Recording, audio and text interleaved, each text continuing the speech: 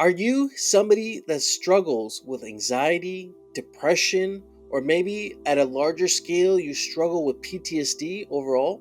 Maybe you've been diagnosed or you've been reading online about symptoms of PTSD and you might think, hey, I might have it. Or even more profound, you went to a doctor who then diagnosed you and gave you medication for your anxiety or your depression. And you went home taking these medications and you're disappointed at the lack of support for what you're going through. In this video, I'm going to give you 3 life-changing spiritual practices that have helped me with my PTSD and many others that I've seen go on this journey. So with that being said, let's get right into the video. Number 1 here is meditation. Now this one may sound obvious at first, but there are many kinds of meditation available online. The ones that have helped me the most come from Robert Monroe and the Monroe Institute, called the Gateway Tapes. Now you might find these online. I was actually given some CDs by a friend. These were meditations that were done in the 80s actually, and the whole idea behind this type of meditation was it would sync up your right side of your brain hemisphere and your left side of your brain hemisphere to achieve a specific kind of state called hemisync. This was one type of meditation that I found was incredibly helpful in seeing outside of our reality and seeing outside of myself, to look at myself from the outside. And having that sort of perspective shed some light on some blind spots, some things I was going through that I wouldn't have instantly been able to recognize consciously. The second type of meditation I'll suggest is Yoga Nidra. This is a very ancient practice of meditation that has a way of putting the body to sleep while putting the mind in a trance-like state. My friend, try out Yoga Nidra. That is one that is definitely very easy to access online. There's Yoga Nidra practitioners. And try doing this right before bed, because I know a lot of people with PTSD, anxiety, maybe depression, maybe you're ruminating on things. I know me personally, I had a lot of trouble falling asleep when I first got diagnosed with this. And, insomnia was no joke. That's something that can eat away at your quality of life very quickly. And so using the Yoga Nidra practice right before I went to bed was something that put me in a deep, relaxed state that allowed me to get some incredibly deep rest. And if you're living with PTSD, you know that's an incredibly important aspect of your well-being. Number 2, EMDR or hypnotherapy. This is something I got to experience firsthand when I first started going on my PTSD recovery journey. EMDR is a type of therapy where a therapist will sit in front of you and they'll make motion. They have different ways of doing this, but ideally they're trying to distract you. They'll make different motions with their hands, or they'll have a stick they're waving around, and they'll make you track that item or object or whatever. You're going to be tracking it with your eyes, trying to follow it. And while you're doing that, they're going to be asking you a series of questions. Some questions you might think are related. You might consciously pick up are related to what you're going through. Other questions that may seem completely unrelated. And what they're trying to do here is distract your working memory, the type of memory you have that is constantly trying to pick up on things and hold on to them and remember them.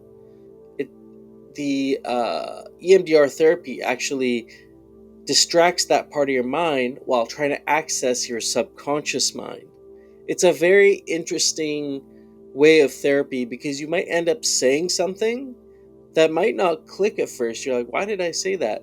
And then you look back in retrospect and realize you'll connect the dots to the way you were feeling with that specific memory and your PTSD trigger. You see, my friend, when you go through PTSD or you go through a traumatic experience, the reason why it is traumatic, sometimes it's the experience itself, but there's always an aspect of another deeper hidden memory, maybe even from childhood, that could be adding to the intensity of that memory. So making those connections will help you alleviate some of the stress that you go through when you're being triggered with certain things with PTSD. The other part of this, which I've been recently getting into, is hypnotherapy. Hypnotherapy is a deeper version of this, where you have a hypnotherapist, a QHHT practitioner, who will be able to suggest things to your mind and pull out things from your deeper super consciousness. What I mean by super consciousness is not your subconsciousness, it is the collective conscious ability that we all have. You see, your mind does not live up here, like some of you might think. Your mind is actually in a completely different dimension, and what we are here living this life is a projection of the mind, the 4D mind, we call it. It is above all humans and all human experiences. And this is why we also have a sort of collective consciousness or collective unconsciousness, something that we're not aware of. And in being able to access these memories, you may even get explanations from past lifetimes. You might get explanations from when you were a child, or maybe even some ancestral trauma that may have to do with what you're experiencing today, giving you an even deeper level of explanation through your process. Number 3, and this is something I'm very passionate about, I talk about on the channel a lot. Number 3 is connecting with your higher guides. Now, there's many different names for this. There's higher guide, higher self. Some people just call it their intuition or inner knowing. They all are referring to the same thing.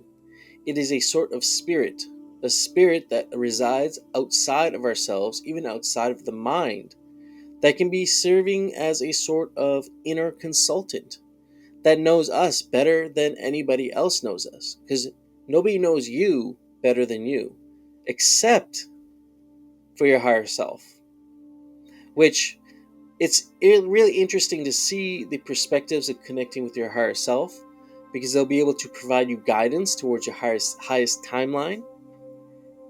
And it's once you start going on this path and making these connections, some people call it channeling. And usually the way, just real high level, the way you might want to do this is to get into this trance-like state, like what I was suggesting with Yoga Nidra, and pose questions to your higher guide. Call on your higher guide for assistance. And it is sort of it's a transcendental experience when you make that connection for the very first time. It's a really beautiful thing. And you'll start to listen to your intuition more, especially during meditation. As you tune into this higher self, you'll start to get very deep intuitive insights that'll come up. Sounds like it's in your voice, but has a much greater depth of wisdom. Your higher guides can also see the path ahead of you. And so when you're going through life, and especially when you're navigating PTSD or burnout, you're trying to change your career, that sort of guidance that you can get from a higher guide is unmatched to any sort of consultant, therapist, or anybody you could really go to. Because they can give you this depth of wisdom to guide you on your journey. And they can see all the outcomes from your path, even though you can maybe only see the first 1 or 2 steps. So these 3 tools have served me incredibly well. These 3 spiritual practices, I should say, have served me incredibly well on this journey in recovering from the dark depths of PTSD, something that people get stuck in and something that can quickly devour your quality of life if there's nothing to be done about it. I know our medical system maybe doesn't have the greatest supports either. So let me know down in the comments below, are you suffering with some of these mental health issues? Are they holding you back from your greatest potential, your highest timeline? And have you used any of these tools to your advantage? Subscribe to the channel if you have not already, and until next time, peace.